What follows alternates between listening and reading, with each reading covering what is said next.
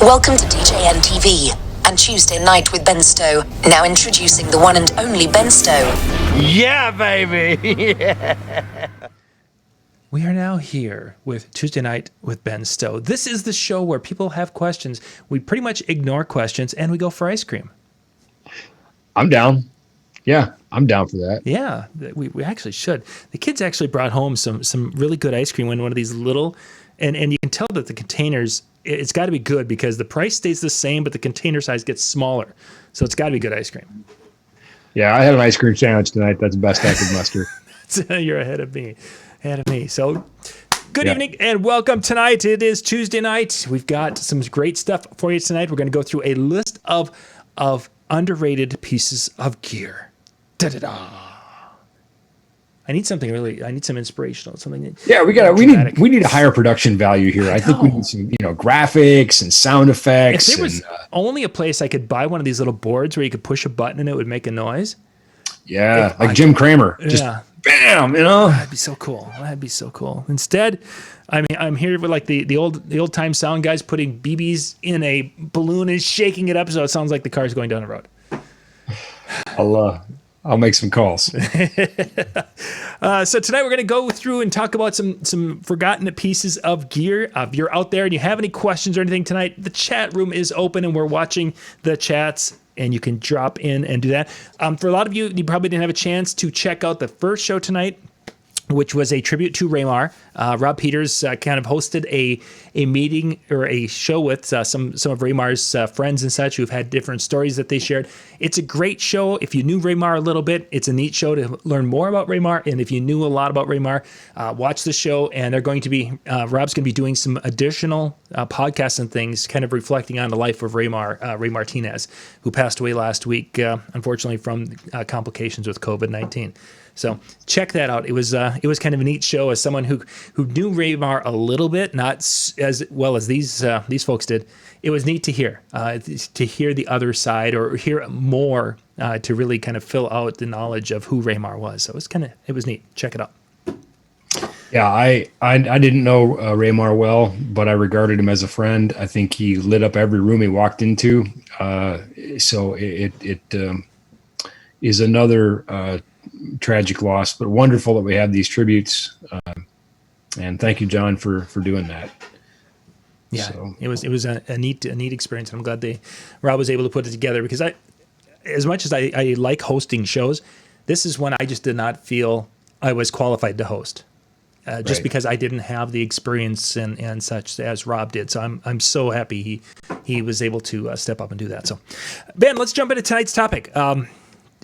Pieces of gear that might be underrated. And for those of you who watch a lot of our shows, a lot of tonight's is going to be things you've seen us talk about in different shows. If this is your first time of watching one of our shows, you wouldn't believe it, but Ben's got more doctorate degrees on his wall than you can shake a stick at. And we're really smart. None of them are mine, but there's a bunch. There's a bunch there. I cut them out of the newspaper. I put them up. That's right, but I got a lot of them up there. Yeah, I got a lot of them there. So, but if this is your first time watching one of our shows, thank you for joining us. And we're going to cover some things that, again, have been covered before, but to go into a little more detail tonight with some of these things and having some fun with it. So, Ben, let's get to that list of Underrated pieces of DJ gear.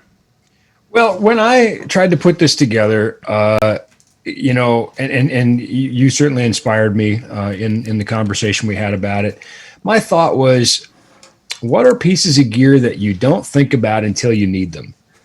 If you even know about it at all. And most of these things I think people that watch will know about, but that's what I kind of thought. When if you were to write down a list and say, okay, I want to be a DJ or I want to be an audio professional, what do I need? These things probably don't make the list, at least in the first draft. So pieces, something that you don't think about until you need it. Basically. We're not doing toilet paper, are we? I should have done that. I think I might have a roll here. Somewhere. Somewhere, yeah. Okay. Next show. Next show. Okay. I had one. I had one locked up here, but it looks like it's gone. So yeah. What next then? So nothing really earth-shattering here, but again, just some things that I thought, well, maybe you don't think about until you need them. Sure. And these are in no particular order. And so, maybe one of the great starting off points is something that we didn't think about a lot. And this product has been around, but it wasn't a top of mind product until suddenly we're trying to find better ways to protect our guests. And that would be, as people love to call them, the shower caps, but the disposable mic covers. Yeah. A non-woven cloth cover for our microphone. And it just slips on the top.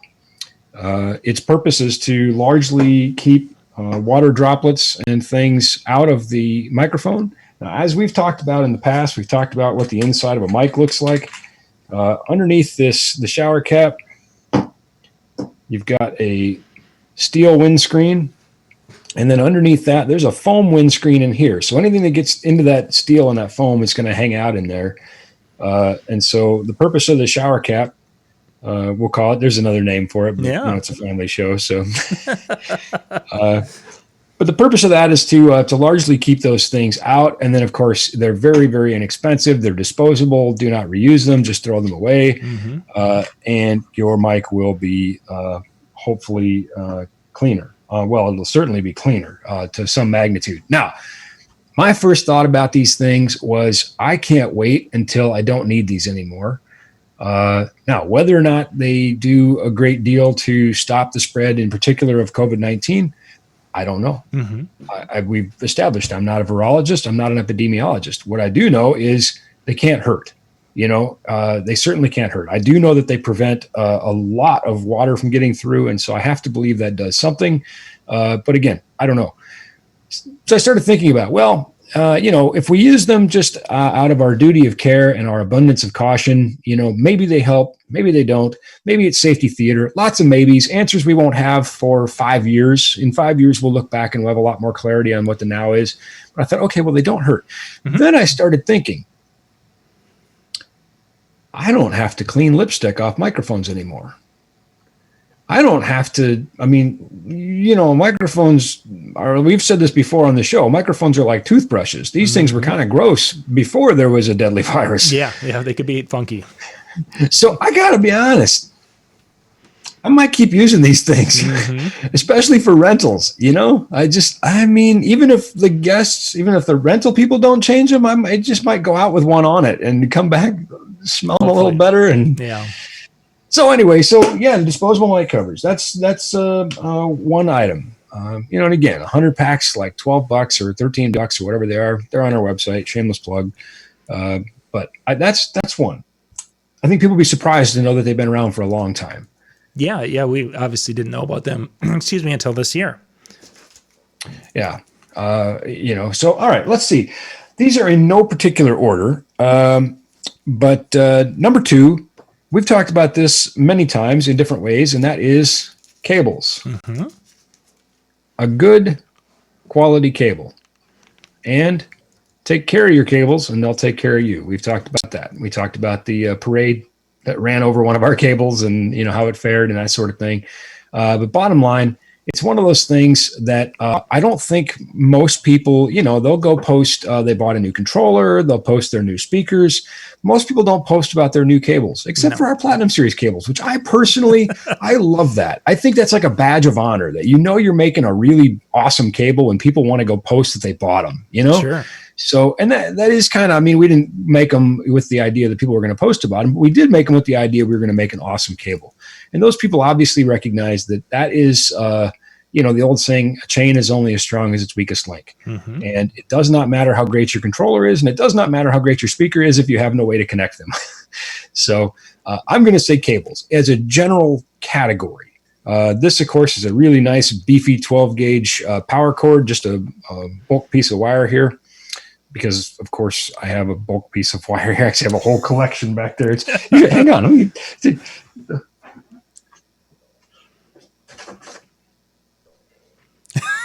He does have It's fun living in my house. I'll tell you what. Yeah, anyway. Ben, I don't think that's exactly how your wife would pronounce those words. Fun living in the house when you hold a bunch of cables like that. I don't think so. No, probably not. Yeah. Honey, why do we have 4-aught wire in the base?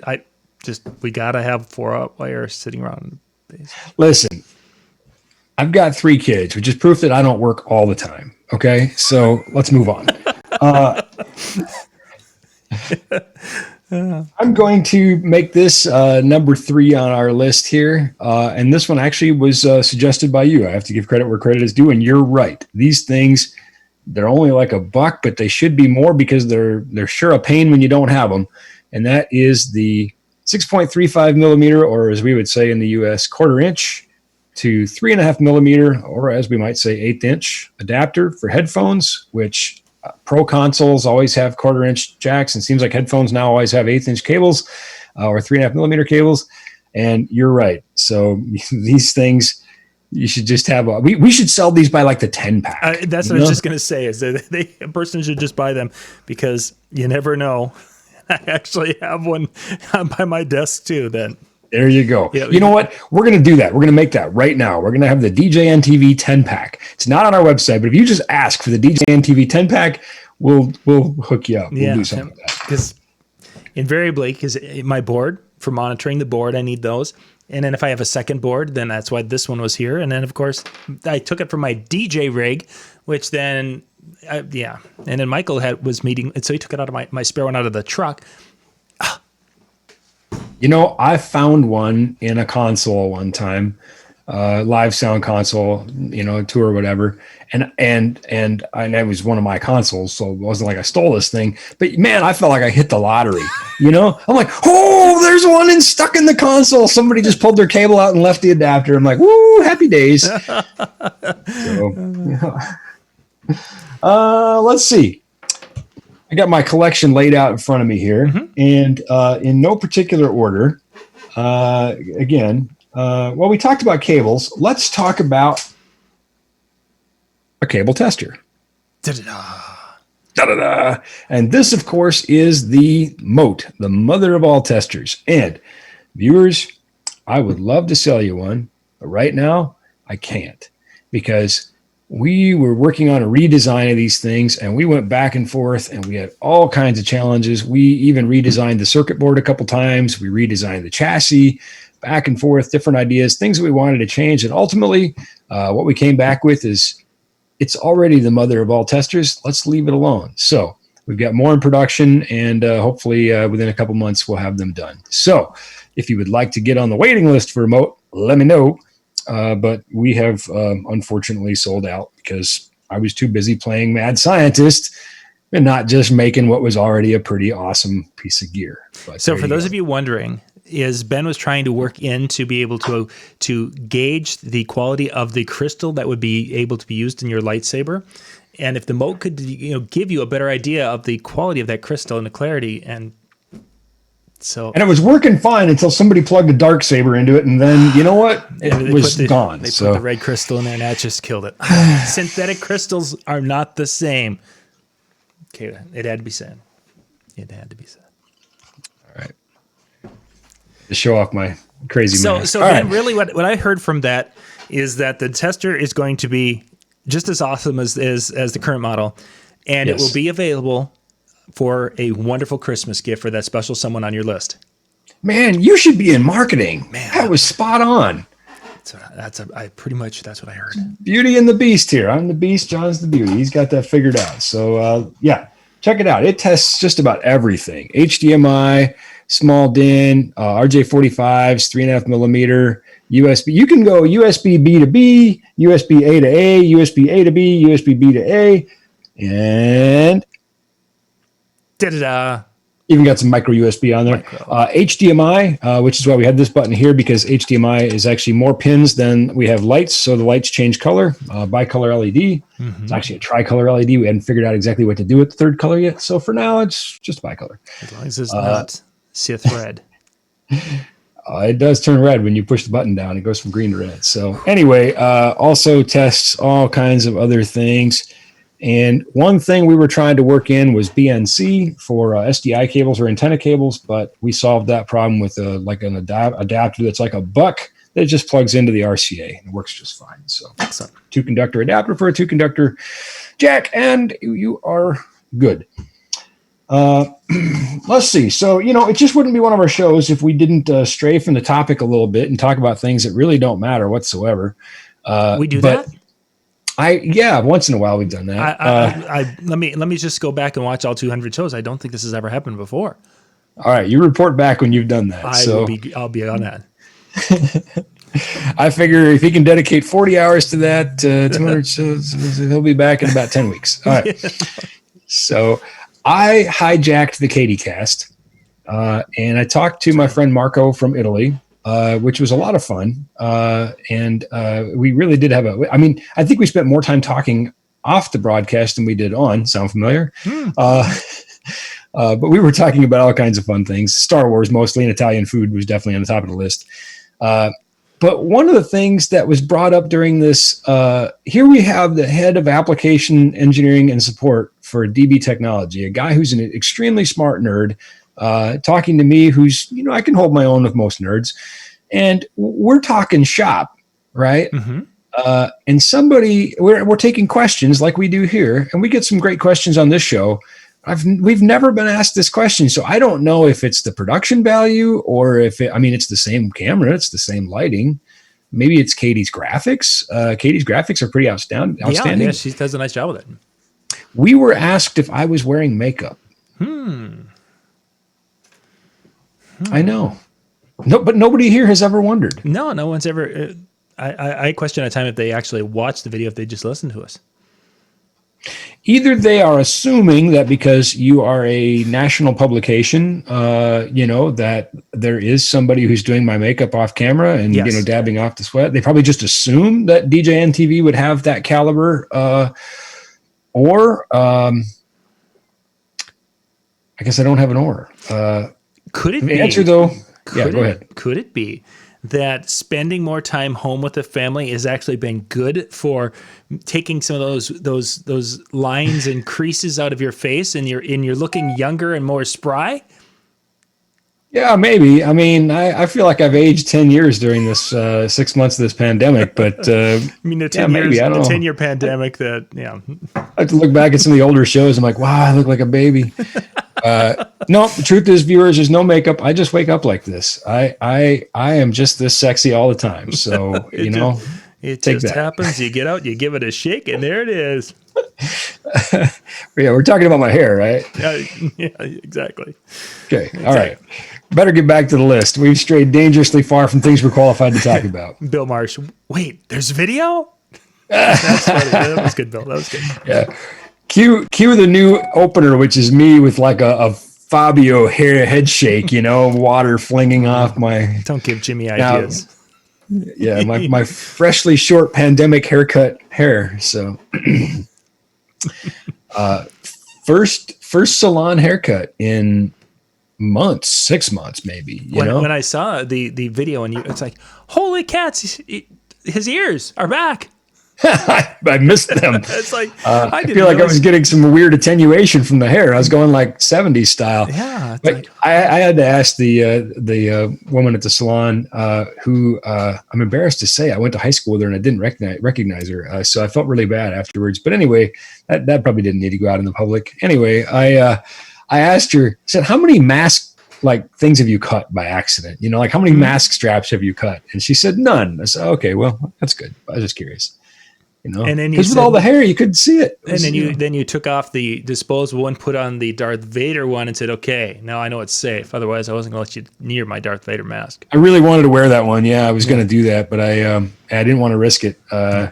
So, and fortunately, I've got the Star Wars ones that, well, of course, I've got the Star Wars one that Carlos sent me, which I love. I've got that one there that Todd Hill made for me. And then I've got Tara Feely. Tara, she made a really nice one too. She made me a bunch, and man, I'm telling you what, she did a great job. So I felt confident though because I had a couple of those. Mm-hmm. So I'm like, okay, I could, you know, if one gets cut, I could do another one. But would it be good? I mean, if you're getting your hair cut and they nip one of the elastics, it probably wouldn't be good for a person to cry, and that could happen really easy.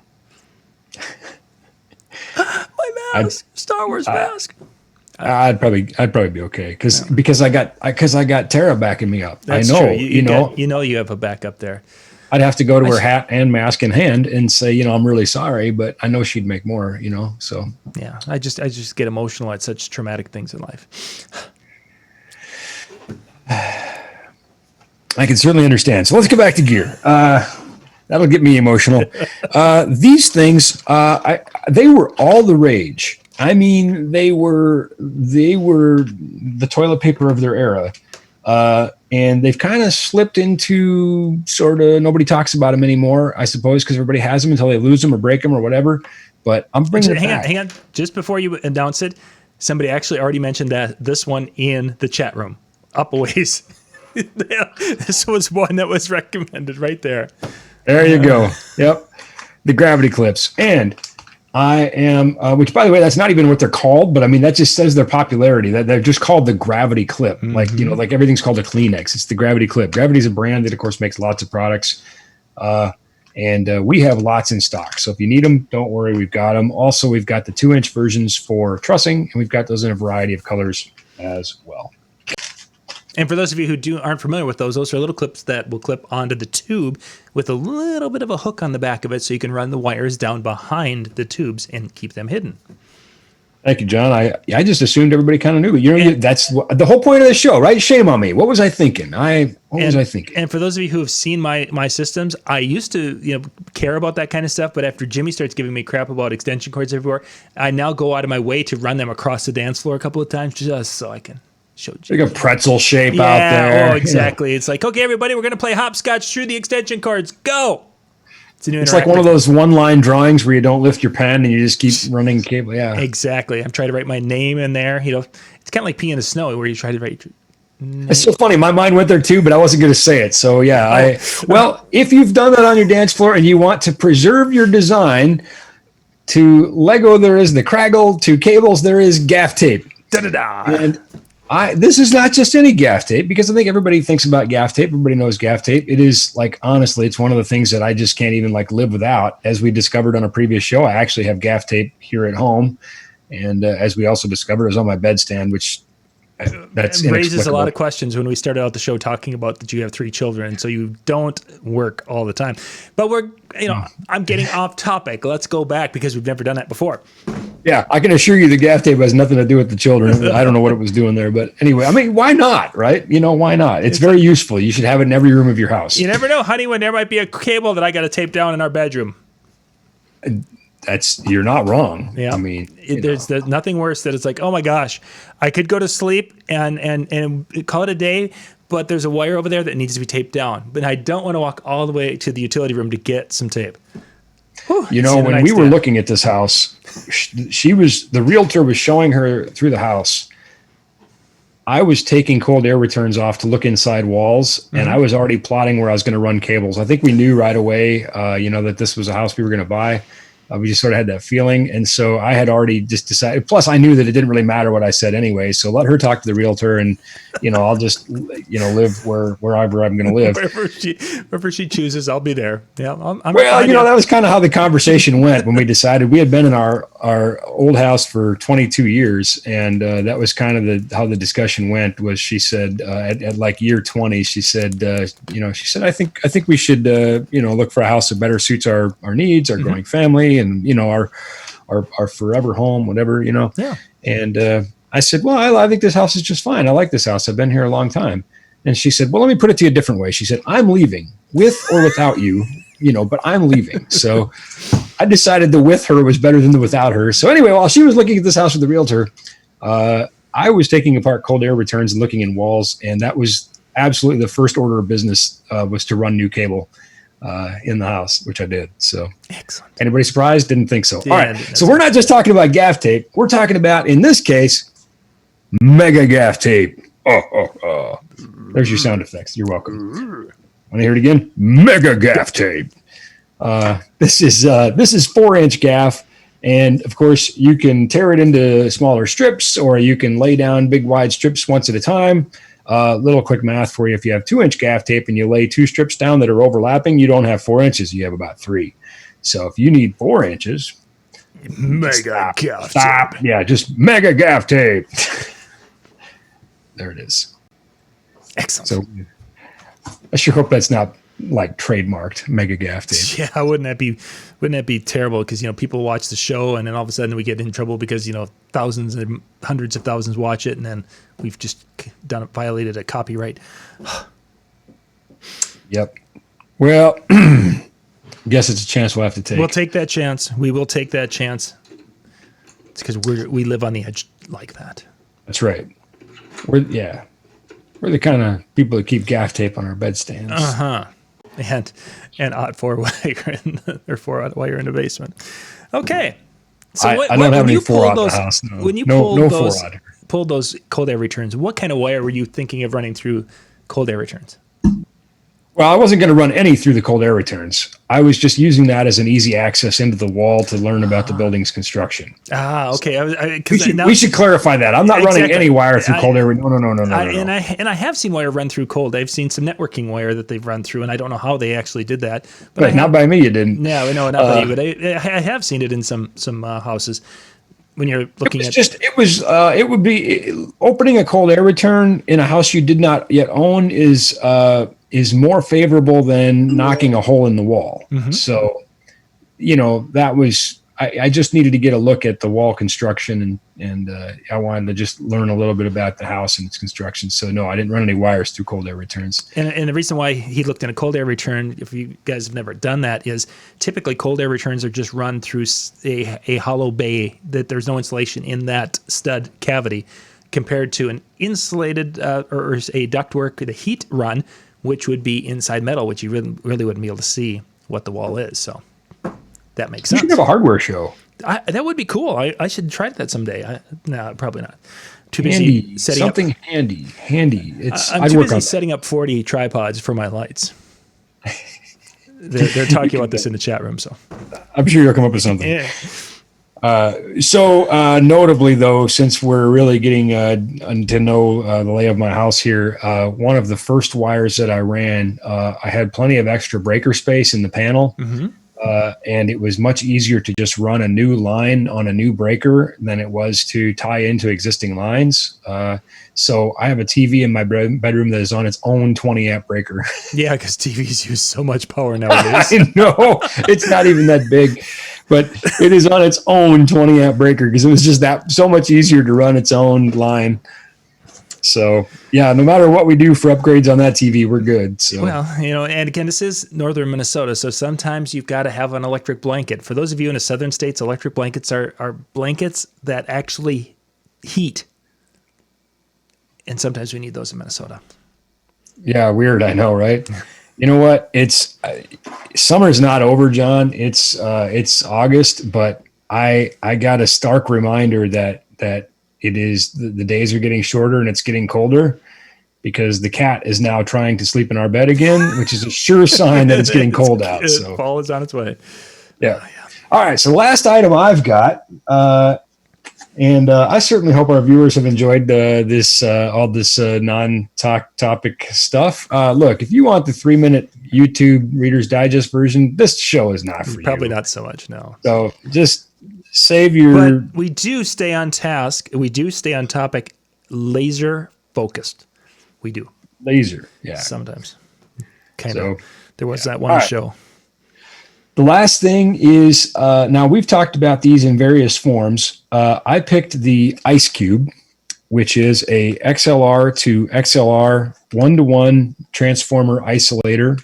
It does not attenuate the signal, meaning it does not change the level of the signal. It simply creates isolation between two balanced signals. That does not mean it is the end-all, save-all. People say, where should I put a isolator? And I say, well, where you have a problem.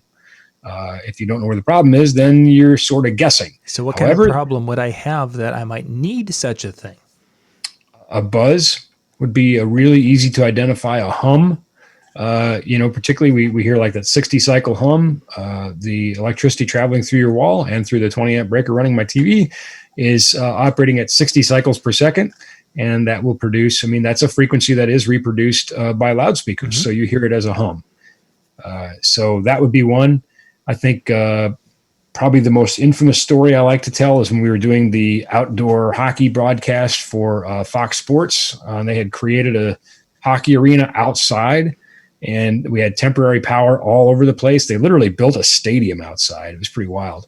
And suddenly when we connected the rinkside mixing board to the command center production, central master control mixing board, we had a hum. And the option was to either try to reroute the power or rerun 300 feet of XLR cable in minus 30 weather, mind you. Cable is a real joy at minus 30. And so, I said, let's just try an ice cube. Ironic, it was minus 30. But hey, I said, let's just try an ice cube. Let's plug it in. Bang, problem solved. Good. Don't touch anything. On with the day. I would have spent 4 times what I spent on it at that moment, because of what it saved me.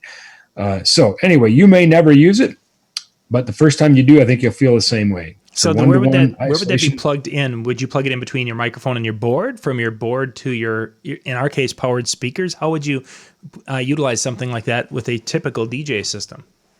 Well, like I said, I think it depends on where the problem is. If the problem is only occurring on the microphone,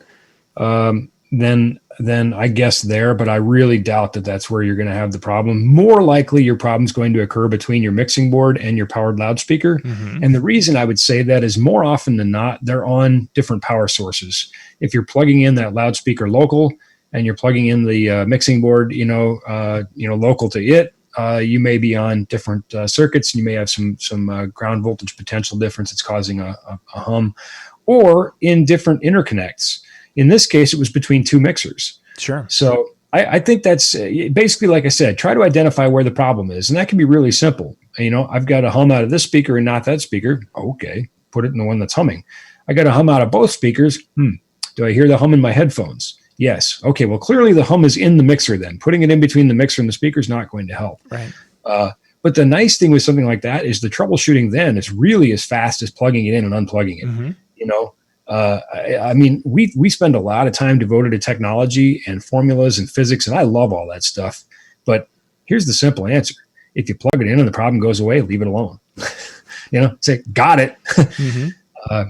Obviously, kind of having a place in mind to start, that's going to help, speed up the process for sure. But we wouldn't be a show if I didn't say it depends, but it does. So in the case of your going from board to board, did you plug it in closer to the end board, or did you the receiving board or the transmitting board, or did it not matter if it was close to one or the other in that configuration? It could matter. There are certainly, this can get very complicated. There are all kinds of situations where we could talk about inducted noise. We can talk about the pin 1 problem. I've talked about Neil Muncy, who made a tremendous career out of talking about the pin 1 problem, or Bill Whitlock, whose stuff I've read, and some of it I still don't understand. I think he was, the Tesla of transformers. Maybe Bill would like that. But anyway, I don't think he watches our show. Probably not so much. But anyway, I'll tell you, you're going to love this answer because I think it's one that will resonate with a lot of our viewers. Mm-hmm. Here were my choices. Master Control, where it is heated to a balmy 55 degrees Fahrenheit so that we can operate. We're basically in a construction trailer. Mm-hmm. And that's as hot as they can get it, is like 55 because it's minus 30 outside. That's just all the heaters can do. But the equipment loved it. The equipment was super happy that it was running nice and cool like that. You know, it was great for the amplifiers and things. So option A is inside the job trailer at 55 degrees Fahrenheit. Or option B is to walk 300 feet to the rinkside mixer at minus 30 and do it there. I decided to try option A first. I wonder why. Yeah, weird. So probably because I didn't want to take 10 minutes to get dressed to go out there. Somewhere on my Facebook, I posted the layers I was wearing for this. And I remember that. Pretty awesome. That was pretty impressive. I mean, if you've not, it's actually like minus 36, I think, if we're getting, brass tacks. If you've not experienced minus 36, it'll literally take your breath away. And if you've not spent hours in it, well, then you're just not living. Yeah. So I decided to do it in the job trailer, and lo and behold, I said to the sound operator, a guy by the name of Sully, and who actually might be watching the show. Hey, Sully, if you're watching the show. But I said, hey, Sully, how is it? And he's like, I got nothing. It's dead quiet.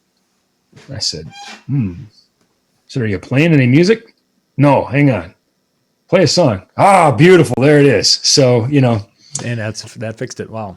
Yeah, so dead quiet in that case was exactly what we wanted. Precisely. But the buzz was so bad, the buzz was registering at like minus 12 dB on the board, which is like signal level. Yeah, for sure. That was definitely it was really, really bad. And this thing just made it go away.